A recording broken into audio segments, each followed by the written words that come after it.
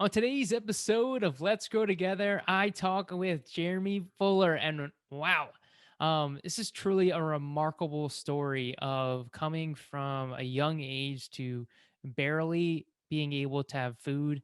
And, he goes into it more of, what a difficult childhood he had, but then was able to start a business through many of different things from a young age, from a 10-year-old kid to 14 and 17, and just his story through this process, and really just the amazing message and perseverance of never giving up and committing to this, because he didn't have a choice. He needed to put food on the table for him and his family. So I'll let him share the story, but it's just such a powerful story of what it takes from somebody who came from basically nothing to where he is today, the successful business and growing a family. It's truly amazing. You're gonna love this episode. So let's dive in. But first, the intro.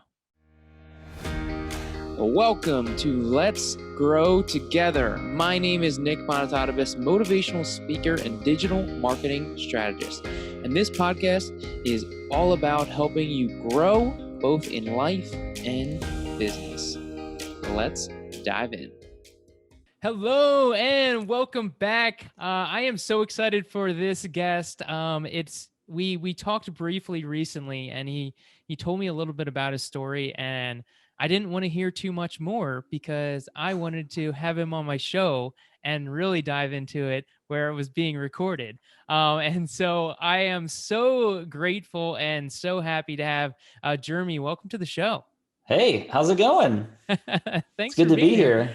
Yeah, man, I appreciate your time. So, real quick, just tell us a little bit about, who you are, what you do, and who you serve.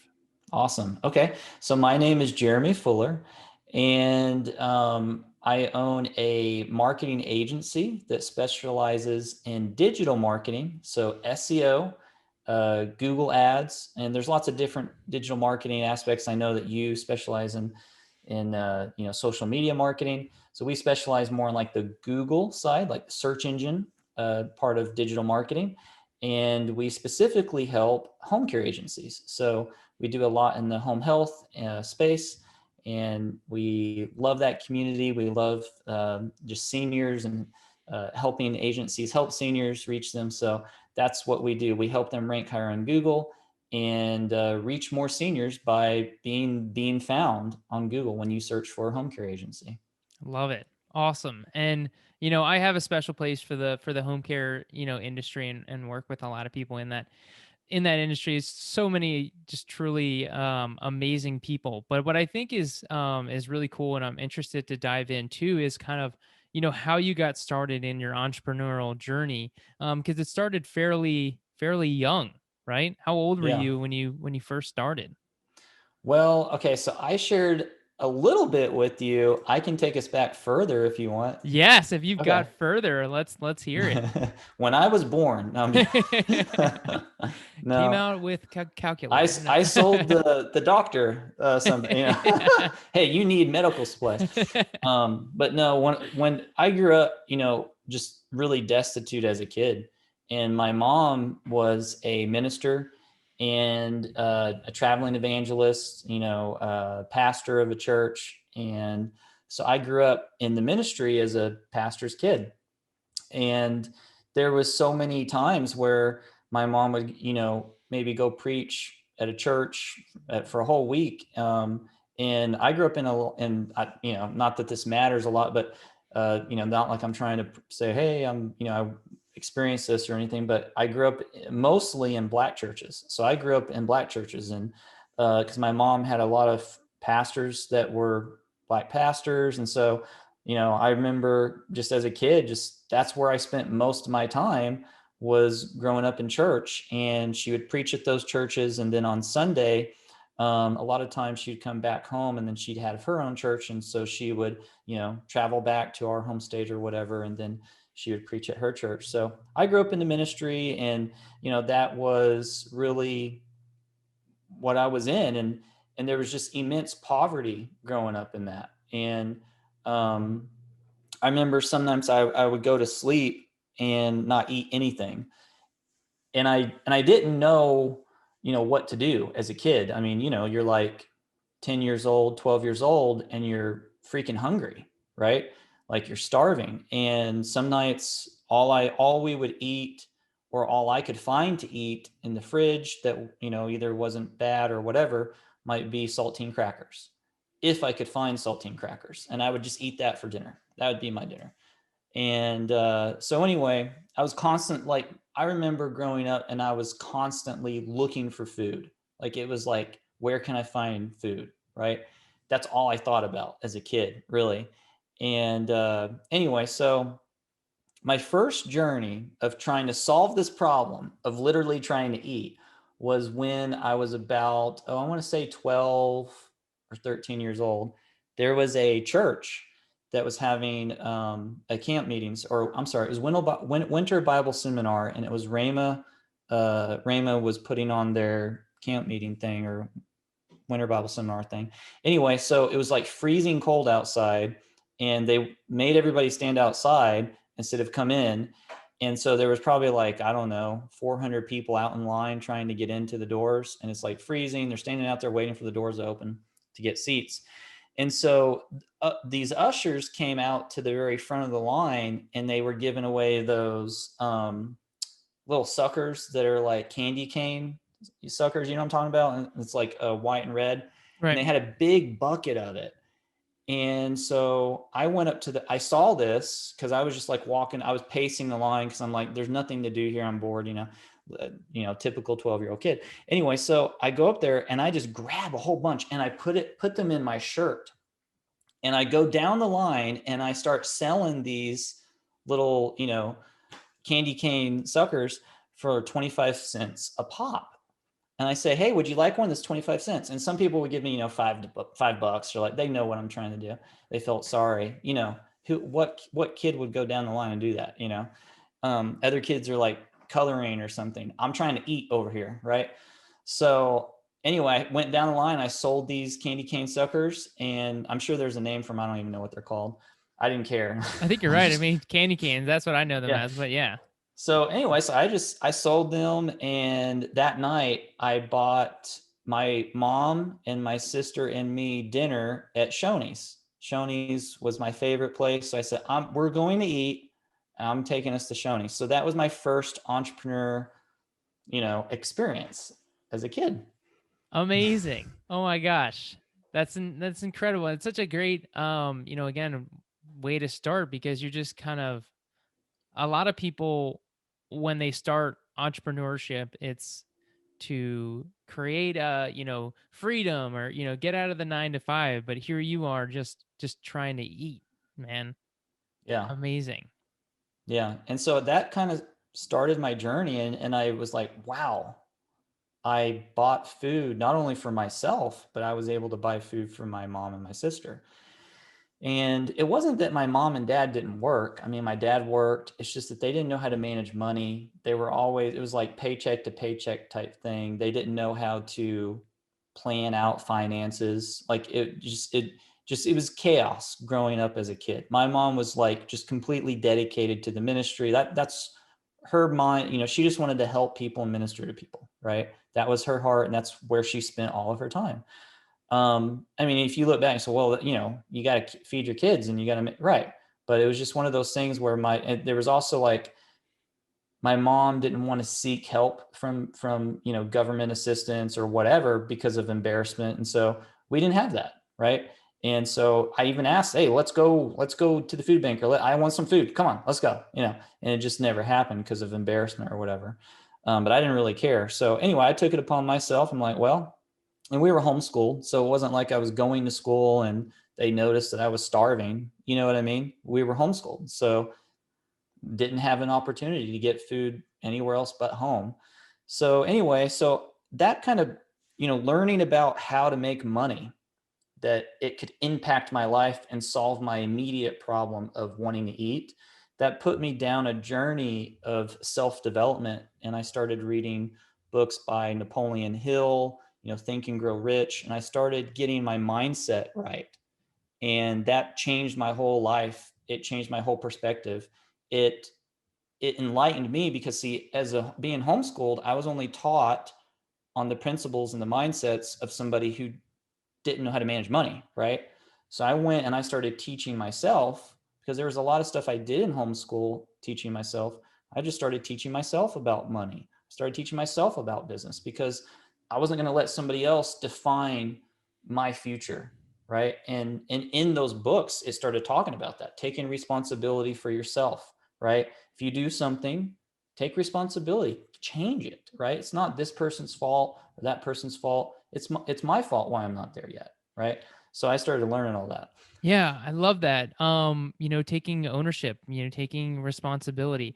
I'm curious. So, how did you even know to like read Think and Grow Rich? What was like what made you want to pick up a book, or how did you find that?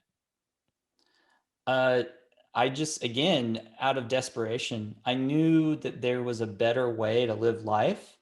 My dad would come home. He was self-employed. He owned a lawn care company, and he would come home around 5 or 6, or when maybe 4, when somewhere around there, and bring home cash. My mom would go to the store and buy food, and it was a very chaotic lifestyle, right? Sometimes we might eat at 9 p.m. at night. So I just knew that there was a better way. I didn't know where to find the better way, but I knew I had to look for answers. I was very physically hungry and psychologically, like mentally, I was hungry too for answers, right? And so it's just one of those things where I would go to like Barnes and Noble, and I would just go up and down the book aisles to look for answers. And I started looking at books, and that was my outlet of trying to solve these answers to these questions, that I knew there was a better way to live life. I knew that I could improve myself, but I didn't know how. So I was just looking for answers. Nobody told me. I was just out of desperation, I started looking. And then later on, as I started doing more self-development and stuff, other business people in my atmosphere started recommending certain books to me, and I started reading those too. Amazing. Just walking through. Just were you just like hanging out at Barnes and Noble, just like reading the books there, putting them back, or were you buying the books? Like obviously money's tight. You're spending money on food if you're making it. So Yeah. was that just like, did you spend a lot of time in the bookstores? Well, again, it wasn't that my mom and dad were necessarily like destitute poor. I mean, there was money per se. It's just they didn't know how to manage it. So sometimes they'd buy me books, or I would get a book. We couldn't get a lot. It might be one book, and it would depend on the price, etc. So sometimes she'd buy me books. Sometimes I'd read them, standing there, and I would try to consume as much information while we were there at Barnes and Noble. Um, so that really set my mindset. And one thing I learned, I think it was a book called Multiple Streams of Income. I think I still have the book uh, down there. I don't know. Anyway, but it's called Multiple Streams of Income. And it was a gentleman where he talked about setting up multiple different types of businesses, service-based businesses, where you could provide immense value to someone. And he had a list of different business ideas in there. And I kind of stumbled across making websites. It wasn't really in the book. It was like consulting or something. And I was like, well, I wonder if I can help businesses with websites. And this was like back in 1999, right? And I was at this time, I started, reading these books, started to do things to better myself. So I started making websites for businesses. And yeah, and so that book, that multiple streams of income, kind of got me started with, hey, maybe I can help people and do something that I love, which is making websites. Because I started making websites for myself. It was a hobby, Hmm. and I made my mom a website for her ministry, and then some pastors started asking me to make websites for their How old were businesses. you when you started making websites? I was about 14, 15 years old. Wow, Yeah, that's awesome. but I didn't Yeah. have a company or anything. I was just doing it as a hobby. Yeah. Were they paying you for it? I started getting paid when I was about 15. Yeah.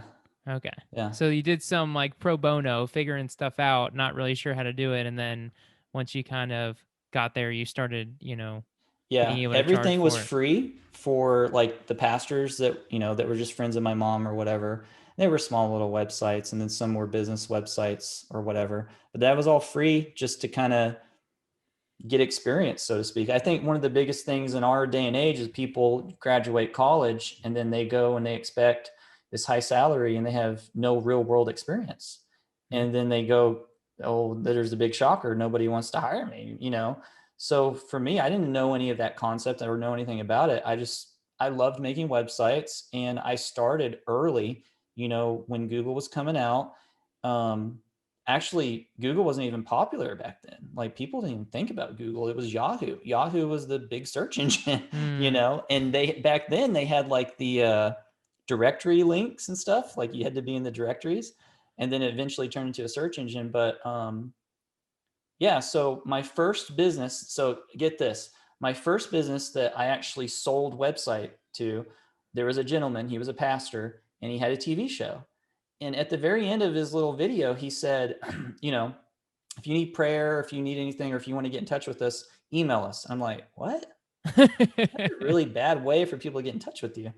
And so he had his phone number there too. So I called him. I said, hey, have you ever thought about having a website? And like, I took initiative. I literally was shaking. I was shaking as I called this guy because he was on TV. And I said, look, I can make your website for $500 and I'll make you whatever you want. Like, I'll do whatever you want. It's going to be an amazing website. I can even show you some websites that I've done for other people. And I think that's key in this day and age too, is that people aren't willing to put in the work to have a portfolio. So anyway, I had a little tiny portfolio, and he said, great. I was actually praying and I asked God to send somebody to me to make a website for me. I'm like, what? So that blew my mind. He was my first client, and I'll still remember him. His name. Should I say his name? Is that okay? Yeah, I think it's Okay. His probably name is fine. Pastor Van Zeeland Brown, Missionary Baptist Church, um, here in Oklahoma, and just a really nice man, really wonderful guy, and my first client. Amazing. We all got to start somewhere. And this is just such an incredible journey for you, to really be thrown into something that, most people don't get thrown into, but, you showed so many amazing qualities here that, like the first thing you mentioned, talking about taking responsibility. Like, I love that, is like, I need to, like, this is my situation, is me. It's not, Mm, hey, my mom this, my dad this. It's like, hey, I'm here. I may be in this situation, but it's up to me to change the situation. yeah. And then you just started taking action, which is another important piece, is like being willing to take action. And I love that you talked about just like shaking, being scared. And because I think there's so much value in that, Mm, often, the best things though happen when we're just a little bit scared, but you were yeah. willing to get out of your comfort zone, take that action, call this guy that you have no idea who he is, he's on TV, and you're like, hey, let me build you a website. I mean, it's amazing. Yeah, I didn't even know it was called cold calling. But yeah, so I mean, that started my journey, and then word started getting out about me making websites, and then from there, I took that $500, I went and I bought us food. I'm not even joking. I took care of my family. And what was amazing, my sister had a 9 to 5 job. She worked at a place called Movie Gallery, and Movie Gallery, I think went out of business or something, but it was kind of like Blockbuster but different. And so she was a manager there, and she'd always used to make fun of me. She said, Jeremy, you don't have a real job, you work from home. And I'm like, okay. And whatever, I'm not going to listen to that. But and then there was this girl that I thought was cute growing up, that I knew as a kid, and I'm like, hey, I want to date you. And she's like, you want to date me? You don't even have a job. And that was like when I was 17 or 18. And then later on in life, anyway, we don't have to get but it's one of those things. It's like from after making his site, I started speaking at chamber of commerce meetings. They would ask me to speak. So I would, I would speak at probably 2 chamber meetings a month when I was 16. And then I got invited to speak at the Tulsa Lawyers Association group, which, is lawyers wanting to do marketing. And, you know, so I started getting, pinged by people for marketing advice. And they started asking me, okay, well, what do we do next? You make the website. What do we do next? I didn't know the answer to that question. So what do I do if I don't know something? Well, I went and I started reading books. So I went and I just consumed everything you could think about, like psychological marketing, digital marketing. And I started running ads on Google ads. And I started making money. So my first ad that I ever ran on Google, testing things on myself, here's the problem that I have with today. Okay. Oh my gosh. I know you got a pet peeve like stock photography. Here's my pet peeve. People go take a ClickFunnels course from some guru, right? And they're like, the next day after they watch the videos, I'm an expert in SEO. Like, what? So anyway, I got started testing with my own money.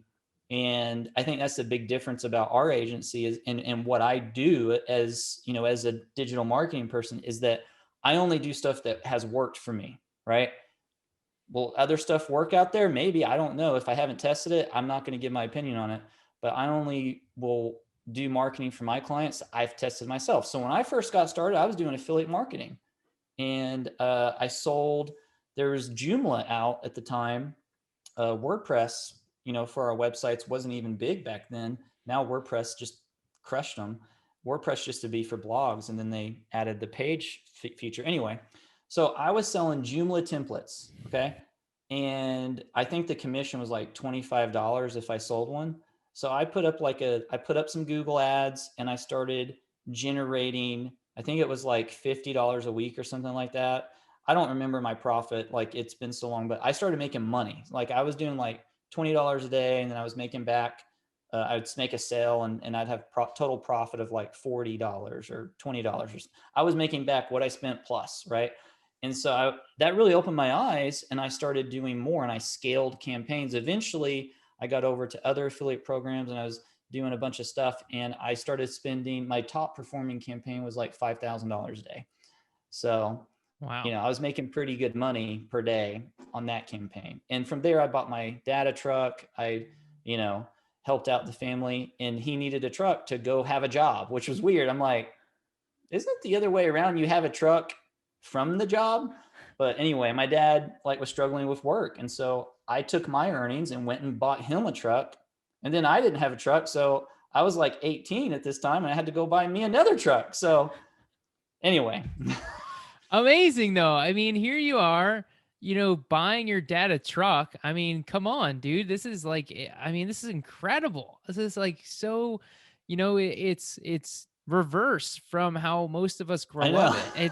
It certainly makes me just like super grateful and appreciative of how, I grew up, but it's so cool to see because, here you are today just still continuing to make it work, like continuing to move forward. I mean, you're making $5,000 in Google ads, but one thing you said, you're just constantly trying to learn. You're constantly trying to, find the next thing, making sure that these things are are working for you, so that Yeah. they can work for other people. I mean, Yeah.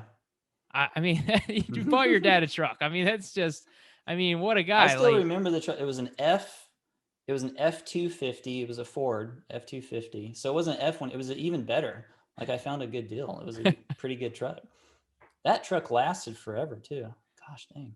so cool. So now you're starting these Google ads. You're getting progress here. You're 18. One thing I wanted to comment on, which I think is so funny, like your sister just being like, "You work from home. That's not even a real job," which at the time makes a lot of sense, like Yeah. but it's sounds way funnier now, especially with everything that's happened with Yeah. COVID and just like Everybody's working at home yeah, now. so many people are Nobody has working. real jobs. Yeah, it's amazing like what you can do, and it just goes to show you that you were able to stay on track contrary to, other people being like, what are you doing? You don't even have a job, but Yeah. you were like, no, like this is, I'm making money. What else is there to, what do you need? You don't Yeah. need to. Well, there's something else in there too. I had immense pressure, you know, in myself. I had a psychological struggle about going to college and all that kind of stuff, which there's an interesting story there.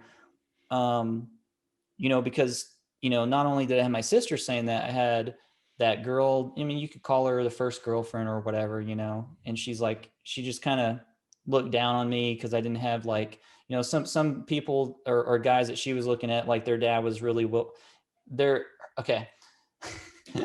She was connected with the Duggar family. I don't know if you know who they are.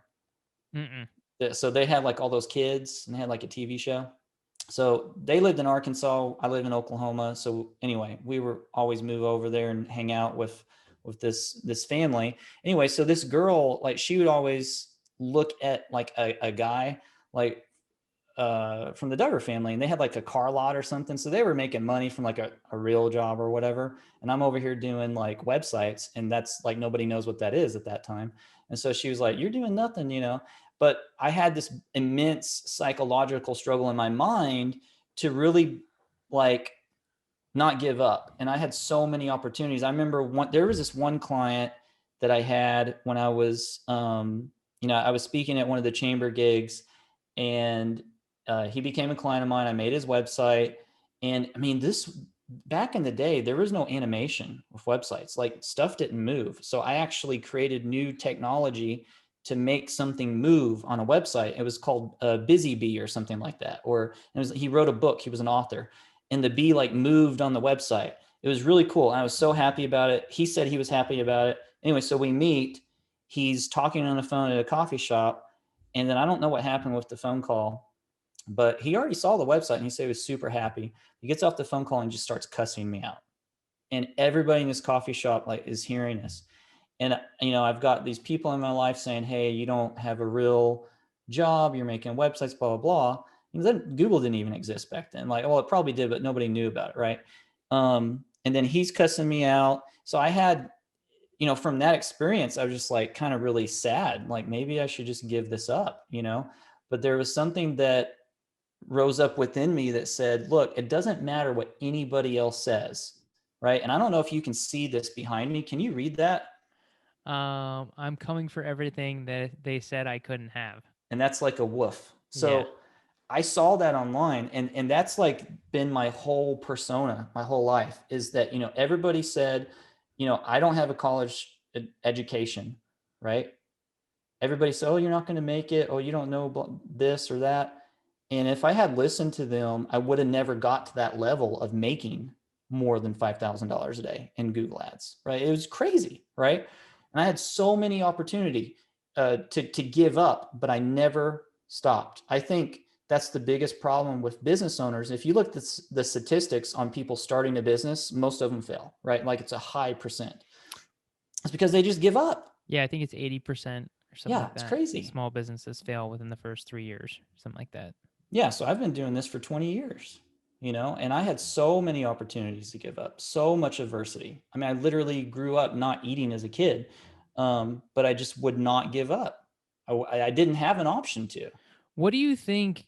So, do you think that was what contributed? Is that you just didn't even have the option to giving up? I Is think that so. And I think some people are too comfortable. And so for me, like even today, I give myself a very small salary, very small, because I don't want to get comfortable. I want to be very uncomfortable. Right. And I think that's the problem is people get comfortable, and I shared that with you. I kind of started slacking on reading my books. I used to read so many books. Well, I've been doing this for 20 years. Right. I think for me, where I'm at now, coming from where I came from, I don't want to get comfortable, right? I don't want to stop reading books. I don't want to stop self-improvement, right? So I think that's my struggle now is keeping up that momentum of self-development, right? The things that I've learned, they're all here, right? The psychological marketing, the SEO, how to get on Google, right? That's all here. That's not going anywhere, right? But the the drive, that's why I have this picture here behind me, because I had so many people telling me I'd never make it, right? I never graduated high school. But what's really interesting? there was Christian uh, colleges that were, what do you call them? Not certified, but they give you the college credits and stuff. They had me teach college classes. I don't even know how they could do that, right? I taught for 2 years college classes on web design and digital marketing.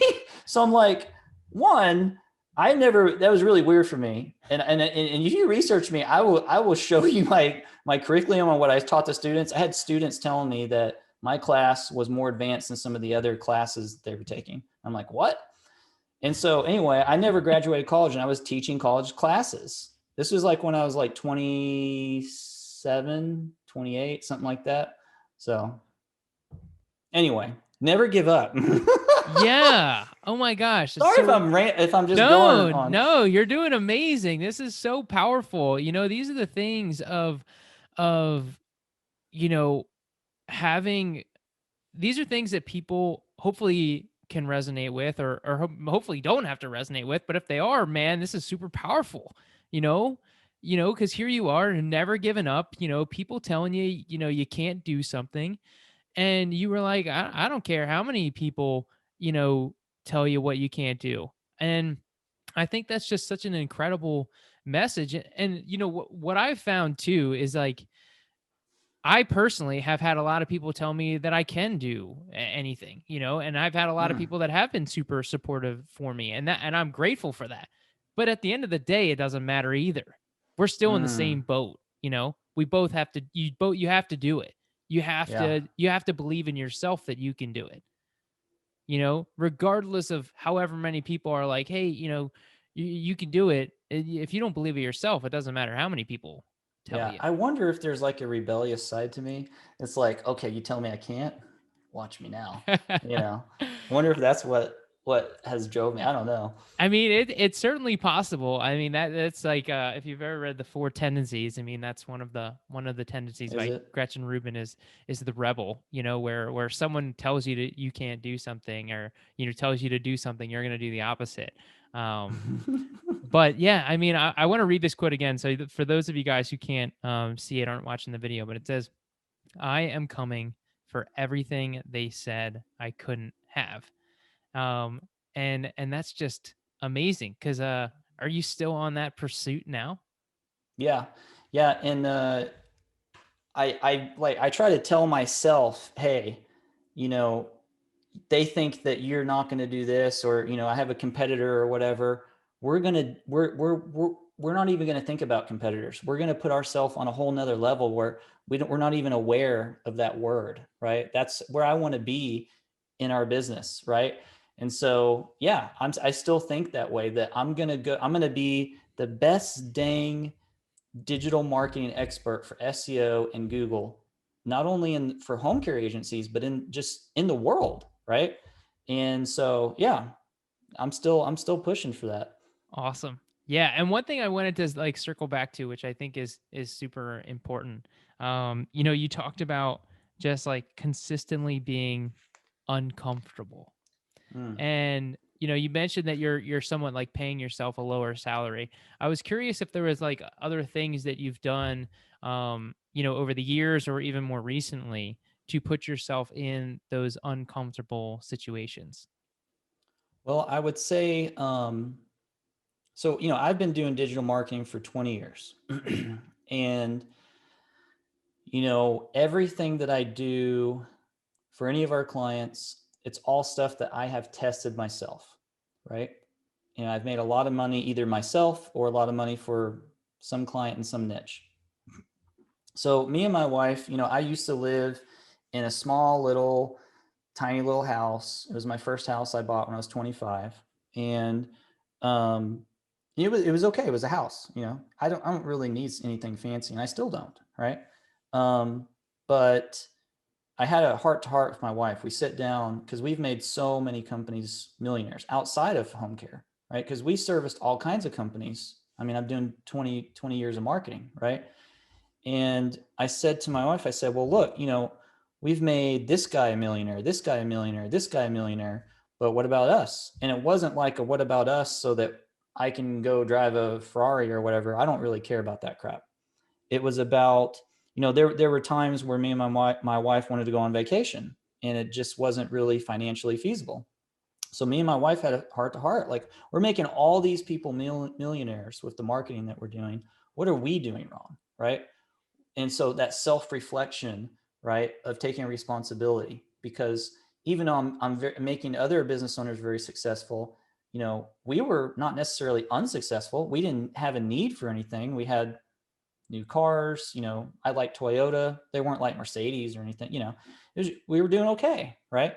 But we weren't millionaires. And it wasn't, oh, I want to be a millionaire to do that. But it was, maybe if we want to go on vacation, I'd like to just go, right, and plan it out and go and not worry about the finances, not have stress. Or if there's somebody at church that wants to go on a missions trip, and if God tells us to pay for their trip, done. We paid for it. So there was that kind of desire, not a desire to go get more.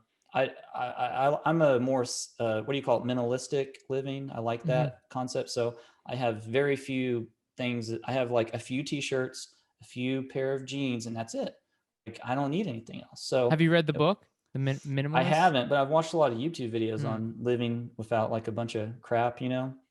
And so anyway, we found a coach, a business coach. And I think, what you do, Nick, right, with the coaching is so important, because, when people try to do this stuff on their own without somebody there guiding them, it's really difficult, right? I didn't know the steps that I needed to take in my own business, right? I knew how to help other businesses with their marketing, but there was like management things, right? Business management. And I didn't really know that type of stuff that well. So anyway, we got a business coach, and he helps digital agencies, and he helped us, niche down to the home care niche. And he really helped us and guided us through that process. And that was something that really helped us recently, was self-reflection, and start identifying things that we can do, not only in our personal life, but in our business, to improve. Right. Um, and that helped me out a lot. Yeah, amazing. Focusing in, like you said, like the coaching aspect. We all have blind spots. It's just, Yeah. I have blind spots. It's there's only we have our own strengths, and there's going to be our own weaknesses. And when we can have other people to come in and help us in the areas that maybe we're missing, or help us in seeing the things that we're not seeing, I mean, it can be so impactful. So many people are like banging their heads like, I can't do Mm, this, or I'm yeah. struggling, I don't know how, this, that, and the other thing. And it's like, hey, if you just take the time to find people who are experts and people who can help you and support you in these areas, I mean, it could just make a dramatic difference. I mean, we spend so much time trying to figure things out when you literally could just pay somebody to tell you, what the next step is. Like, what's easier? How much is your time worth? How much longer are you willing to, continue to struggle and, bang your head against the Yeah. wall until you get to this next step. But So it a just little tip on that, yeah. we have a new son, right? A new baby. It's our first son, and or first, I guess, child, you would say. Um, anyway, so he's crying. I didn't know what to do, and my wife's like, "Well, hey, we have this DVD that our doula gave us, and we should watch it. It's called, Smart Baby or something like that." So we popped the DVD in. There's this doctor that shows us how to help our baby from crying all the time. And it was like a 10-minute thing. And I'm like, wow, this is magic. I didn't know how to do this. Now I know how to do this. So you basically put the babies on the side, and you kind of gently rock them, and they just go out to sleep. I mean, really simple stuff, but so that's probably been the biggest thing, Nick, in my life, is reading books, obtaining knowledge, things that I didn't have before, and then, going to the next level based on that knowledge Yeah, from somebody absolutely. else. That's such a funny thing. Like, my mom tries to give people advice sometimes because, she had 3 kids and she was successful in that process. But sometimes when people hear it from like another mom, they take it with a grain of salt, Mm. and they don't want to listen. They sometimes have to hear it from a doctor or hear it from a Yeah. video for them to take action on it. But it's like, hey, this person's done it before. Why are you trying to figure this out on yourself when there's so much information out there to help you in this process to make things easier. And I love that too. I mean, I have a lot of friends that are in the same stage as you, like, you know, having kids, and they're starting that journey. And, you know, one of my friends in particular, it's like, you know, she showed on Instagram, you know, some books that she's buying, because again, she's that type of person also. And she's not, and you know, she's got people supportive that are going to help her along the way, but there's a level of, so yeah, there's so much knowledge out there for you to get your hands on. And, you know, to utilize these resources can be so powerful. Now I'm curious, you know, you've mentioned a lot of different books that have been helpful for you. You know, you mentioned Napoleon Hill, you know, Think and Grow Rich. It's a classic. I'm actually rereading that right now. It's Oh, such a good good. book. Yeah, I want. Okay, so what's something that you can give me something out of it that you got? Yeah, I mean, so it's just like the power of thought, of like what you want. So similar to your story of like committing to service. And you know, he talked about this example of this guy Barnes, and how he wanted to work with Thomas Edison. And so he didn't have any money, and he needed to get to where Thomas Edison was. And so, you know, a regular train cost a lot. So he wasn't able to afford that. So then he was able to get a freight train, which I mean, I don't even know, because again, this book is so old. I don't even know what that entails. Of like, I assume he's like with a It's bunch of probably cargo. like sleeping, yeah, with like dogs and cats or Yeah, something. I or don't like know. animals, right? Yeah, so, you know, he's not Yeah. sitting in a coach. You know, he's got to sit in the back, or whatever. But, you know, he got there, and there was no. There wasn't an option. He was going to ask Thomas Edison no matter how many times it was going to happen. And it was so funny. Another example of it, they used like this girl came up to like her grandfather or someone, was like, "Mom needs money, like give me money." And he's like, "No, I'm not giving you any money." And she just starts going. And eventually, like, this grown like hard stern man gives this little girl money. And the thing was is, and like asking about it too, is that he knew that this girl was not leaving until she had the money. Yeah. And it's like that level of commitment, of just being 100%, no matter how long it takes, I'm going to do whatever it takes to achieve my goal, to get where I want to go. And like, but it's that, again, that mindset, the desire, and it all starts with in our head, of just being so committed to what we want to achieve. Yeah. That's good. And that's kind of what propelled me past, you know, self-doubt, propelled me past, you know, my own family saying stuff about me. You know, oh, you need to get a real job and go work at movie gallery and sell movies. I mean, that industry is not even in business anymore. um, but yeah, I mean, it was reading his books and really getting my mindset to know that, okay, if this is what I'm going to do, there's not going to be anything that can stop me. I love that.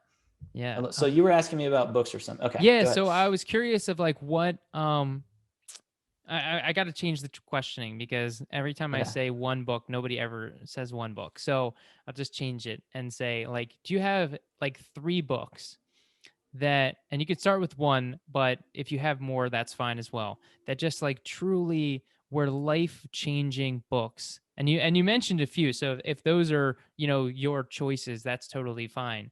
But I'm just curious if there's some that were just so unbelievably impactful for your Mm. growth and development in your life, that had a massive impact. Yeah. So Think and Grow Rich, and that's by Napoleon Hill. And then he has like another book. I don't remember it as well as say Think and Grow Rich, but Napoleon Hill wrote a book about like demons or something. But it was like I don't even Oh, is that the remember it because it was odd. Conversations with the Devil? Is that? Something like that. Did you ever read that? I have Like not, I but don't that's like remember on it. my list. I'm pretty sure that's it. I think that was Napoleon Hill. I think it's called Yeah, yeah. Conversation with the It's a Devil, weird book. because And it's it wasn't, script. It's literally like him talking to the devil, I believe. and I think it was like self doubt or something. I don't know. I don't remember, but it's not a book that I'm mentioning anyway. But Think and Grow Rich, about getting your mindset right, you know, and just thinking on things that are positive, right? and unrelenting, not taking no for an answer. So that's probably the best book. And then the next one would be Multiple Streams of Income. That taught me that, not every business is a viable business, right? So, for example, a lot of people think, well, I'm just going to go start a business and I'm not going to ever give up, right? Okay, well, if you ever watch Shark Tank, right? They talk, especially Kevin O'Leary, he has coined the phrase, take it out back and shoot it, right?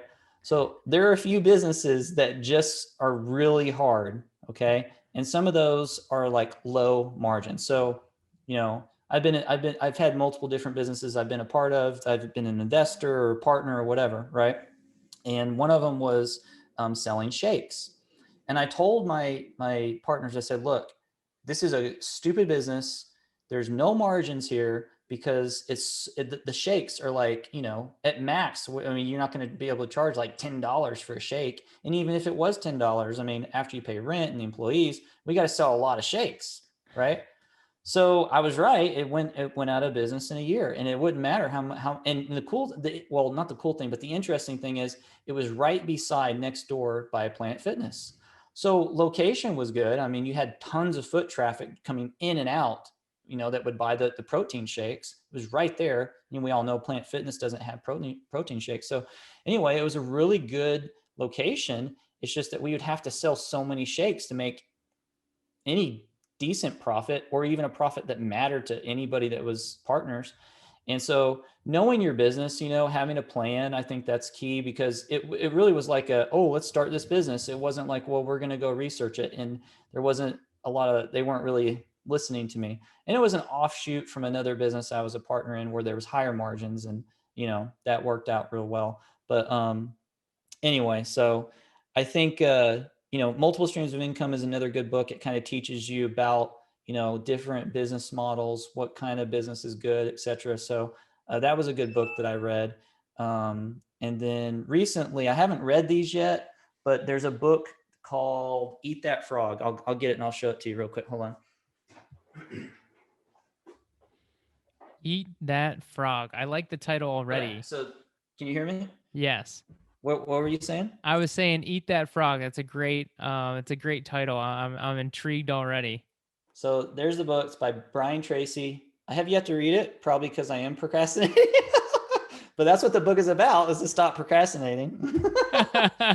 That is super ironic. But obviously Brian Tracy, I mean, he's a legend, too. So that's a good person. I haven't read any of um his books, so that may be one I need to And then check another out. good one is The Personal MBA. So I Oh. want to I want to read that one. So these two books were recommended to me by my coach, and a few other people out just besides him. So when I get recommended to some books by multiple people Mhm. that are millionaires, I listen. And so I'm going to read them eventually. I probably need to read Eat the Frog, so that way I don't procrastinate on other books. Oh, I love it. That's so awesome. I think it's important that we continue to read, and I do the same too. Same thing. I love hearing recommendations that people suggest, and I even created a tally based on recommendations from this show, Mm. from what people had said, which is just it's so cool to see. But I have to say, man, this has been so awesome. I mean, you shared your journey early on selling candy canes outside the church, just like making money and, you know, buying your family food, nights that you were hungry and eating saltines for dinner. I mean, like thank you for opening up about, these types of things because you've had such an incredible journey. You talked about like taking ownership and taking responsibility. You didn't sit in this and like, oh, well, I grew up poor, so I'm just going to be poor. Or, I can't eat, so I'm just never going to eat. It's like, no, like this is my journey.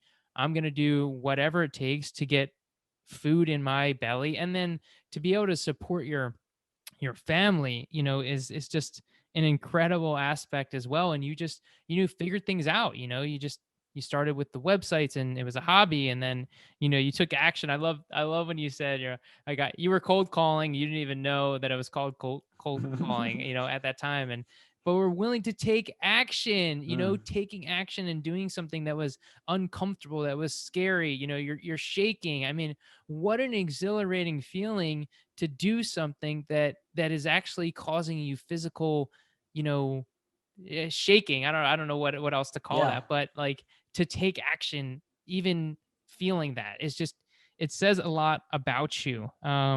It's just so incredible, your story and your journey, and just continuing to educate yourself, continuing to grow, having an amazing business now, and growing your family. And it's just such a cool triumph story. So thank you so much for sharing and being here today. absolutely, absolutely. I just want to thank you, Nick. Like you've encouraged me to, read more books. So, because I started out. That's how I got out. That's how I got out, man. And I don't want to start slacking by not reading as much as I need to, right? Because I know that is one of the keys to growth. So, thank you for encouraging me. I really No, appreciate you, no man. problem, man. 10 minutes a day. 10 minutes a day. Right before you start your work day, get to the home office 10 Yeah, minutes early, I'm and gonna do it. love it. Awesome. Can't wait. Last thing, what's the best way for somebody to reach out, connect, follow you, get a hold of you? Yeah, absolutely. So they can go to our website, growhomecaremarketing.com, and that's grow, GROW, homecaremarketing.com. That's our website. And there's like some videos on there about, what we do, and you can watch those. There's also a case study of how we grew a home care agency's monthly care hours by over 400%, absolutely free. We also have a free case study you can watch, learn from it. And then we also offer a free ultimate home care marketing session for home care and home health agencies. That's completely free. And we just basically show you what Google is and what you should be getting off of Google and how it can help your home care agency. We don't charge anything for this. But one thing that's interesting is that I have charged, in 20 years of doing this, it's usually called like a discovery session. And we have charged as much as $4,000 for these types of things. So it's a very valuable thing that we give away absolutely free, and free education. I mean, if you don't come on board as a client, no big deal. It's just free education. So Love what it. SEO is. Awesome. Fantastic. Thank you so much, Jeremy. Thank you, amazing listeners, for being here. And remember, let's keep growing together. Wait, one more thing. I would first like to say thank you. Thank you for listening. And if you enjoyed this message, please take a moment to write a review. By writing a review, it helps people find this message and helps me help more people. And if you really, really liked it and you think this message could help someone else, take a screenshot, share it on Instagram, and please tag me at Nick J. Boni, NickJBoni, so I can show my appreciation for you. We can all win by helping each other grow. Thank you. Take care, and I'll talk to you soon.